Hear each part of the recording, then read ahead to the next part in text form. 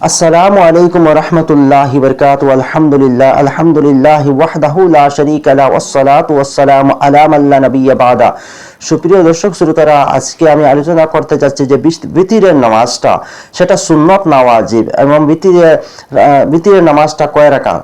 দেখেন, বিতিরের নামাজ সুন্নত না ওয়াজিব এ ব্যাপারে আইম্মায়ে কেরামগণদের মধ্যে অনেক মতানৈক্য রয়েছে। যেমন আইম্মা সালাসা অর্থাৎ ইমাম মালিক, ইমাম শাফি, ইমাম আহমদ ইবনে হাম্বল রাহিমাহুমুল্লাহ, ওনাদের মত হচ্ছে যে বিতিরের নামাজটা সুন্নত, এবং হযরত ইমাম মুহাম্মদ এবং ইমাম আবু ইউসুফ রাহিমাহুল্লাহ ওনাদের কাছে রয়েছে যে বিতিরের নামাজটা সুন্নত। ওনারা দলিল দিয়েছেন যে একটা বর্ণনা থেকে, যেটা হযরত আলী রাদিয়াল্লাহু তাআলা আনহু থেকে বর্ণিত, আল বিতু লাইসা বিহাতমিন কাসসালাতিকুম ওয়াল মাকতুবাতি ওয়ালাকিন সান্না রাসূলুল্লাহ সাল্লাল্লাহু আলাইহি ওয়াসাল্লাম। ওনারা বলেছেন, যে হাদিস যে দলিলটা দিয়েছেন সে দলিলের মধ্যে বলা হয়েছে বিতিরের নামাজ বাকি ফরজ নামাজের মতো ফরজ নয়, বরং সেটা হচ্ছে আল্লাহ রাসূল সাল্লাল্লাহু আলাইহি ওয়াসাল্লামের সুন্নত।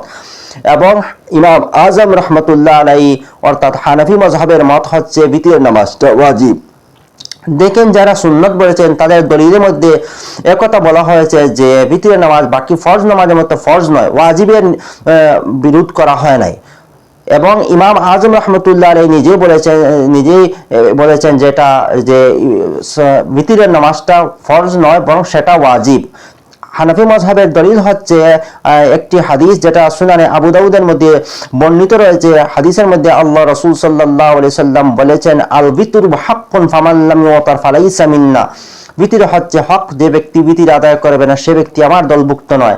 আল্লাহ রাসূল সাল্লাল্লাহু আলাইহি সাল্লাম এই কথা দ্বারা বোঝা যায় যে বিতিরের নামাজটা হচ্ছে ওয়াজিব, কারণ আল্লাহ রাসূল সতর্ক করে বলেছেন যে ব্যক্তি বিতির আদায় করবে না সে আমার দলভুক্ত নয়। এর দ্বারা প্রমাণ হয় যে বিতিরের নামাজটা হচ্ছে ওয়াজিব। এখন আসুন, বিতিরের নামাজ কয় রাকাত। রাকাতের ব্যাপারে অনেক মতানৈক্য রয়েছে।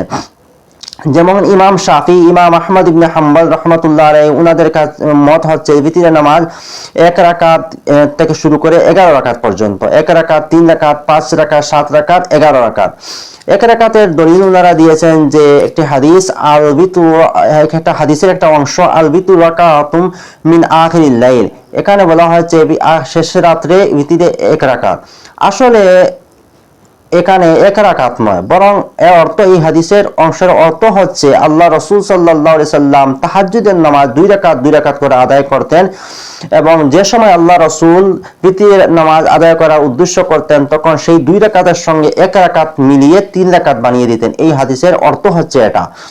কারণ বিতিরের নামাজে 3 রাকাত, হানাফি মাযহাবের মত হচ্ছে যে বিতিরের নামাজ 3 রাকাত। এ ব্যাপারে একটি দলিল রয়েছে, যে একটি হাদিস যেটা হযরত আলী রাদিয়াল্লাহু তাআলা আনহু থেকে বর্ণিত, বলা হয়েছে কানা রাসূলুল্লাহ সাল্লাল্লাহু আলাইহি সাল্লাম ইউতিরু বিসালাস। আল্লাহ রাসূল সাল্লাল্লাহু আলাইহি সাল্লাম বিতিরের নামাজ 3 রাকাত পড়তেন। এই হাদিস দ্বারা প্রমাণ হয় যে বিতিরের নামাজটা 3 রাকাত।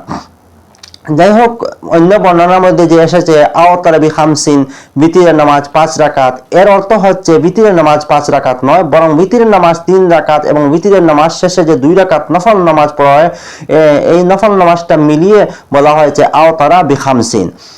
অন্য বর্ণনার মধ্যে এসেছে আওতারা বি সাবঈন, বিতিরের নামাজ 7 রাকাত। এর অর্থ হচ্ছে যে 3 রাকাত বিতিরের নামাজ, এবং আল্লাহ রাসূল একটু বয়স হওয়ার পরে আল্লাহ রাসূল তাহাজ্জুদের নামাজ 4 রাকাত পড়তেন। টোটাল তাহাজ্জুদের নামাজ 4 রাকাত আর বিতিরের নামাজ 3 রাকাত মিলিয়ে বলা হয়েছে আওতারা বিসাবঈন, অর্থাৎ বিতিরের নামাজ 7 রাকাত নয়, বরং মিলিয়ে বলা হয়েছে যে 7 রাকাত। তারপরে অন্য বর্ণনার মধ্যে এসেছে আওতারা বিতিসঈন, বিতিরের নামাজ 9 রাকাত। এর অর্থ হচ্ছে 6 রাকাত তাহাজ্জুদের নামাজ, 3 রাকাত বিতিরের নামাজ, টোটাল মিলিয়ে বলা হয়েছে 9 রাকাত। তথা অন্য বর্ণনার মধ্যে এসেছে আওতারা বিআহাদা 10 রাকাত, বিতিরের নামাজ 11 রাকাত। এর অর্থ হচ্ছে 6 রাকাত তাহাজ্জুদের নামাজ, 3 রাকাত বিতিরের নামাজ, এবং 2 রাকাত নফল নামাজ, টোটাল মিলিয়ে বলা হয়েছে 11 রাকাত। যাই হোক, বিতিরের নামাজ যে 3 রাকাত, এর ব্যাপারে একটি হাদিস উল্লেখ করা হয়েছে যেটা হযরত আব্দুল্লাহ ইবনে আব্বাস রাদিয়াল্লাহু তাআলা আনহুমা থেকে বর্ণিত। সেখানে উনি বলেন কানা রাসূলুল্লাহ সাল্লাল্লাহু আলাইহি ওয়াসাল্লাম ইয়াকরাউ ফিল ভিতরি বিসাব্বিহি ইসমা রাব্বিকাল আলা ওয়া কুল ইয়া আইয়ুহাল কাফিরুন ওয়া কুল হুয়াল্লাহু আহাদ ফি রাকাতান। এই হাদিসের মধ্যে বলা হয়েছে আল্লাহ রাসূল সাল্লাল্লাহু আলাইহি ওয়াসাল্লাম বিতির নামাজের মধ্যে প্রথম রাকাতে সাব্বিহি ইসমা রাব্বিকাল আলা পড়তেন, দ্বিতীয় রাকাতে সূরা কাফিরুন অর্থাৎ কুল ইয়া আইয়ুহাল কাফিরুন পড়তেন এবং তৃতীয় রাকাতের মধ্যে সূরা ইখলাস অর্থাৎ কুল হুয়াল্লাহু আহাদ পড়তেন। এই হাদিস দ্বারা প্রমাণ হয় যে বিতির নামাজ 3 রাকাত, কারণ পরিষ্কারভাবে বোঝা যায় এই হাদিস দ্বারা যে বিতির নামাজ 3 রাকাত, কারণ এই সূরাগুলি আল্লাহ রাসূল 3 রাকাতের মধ্যে পড়তেন।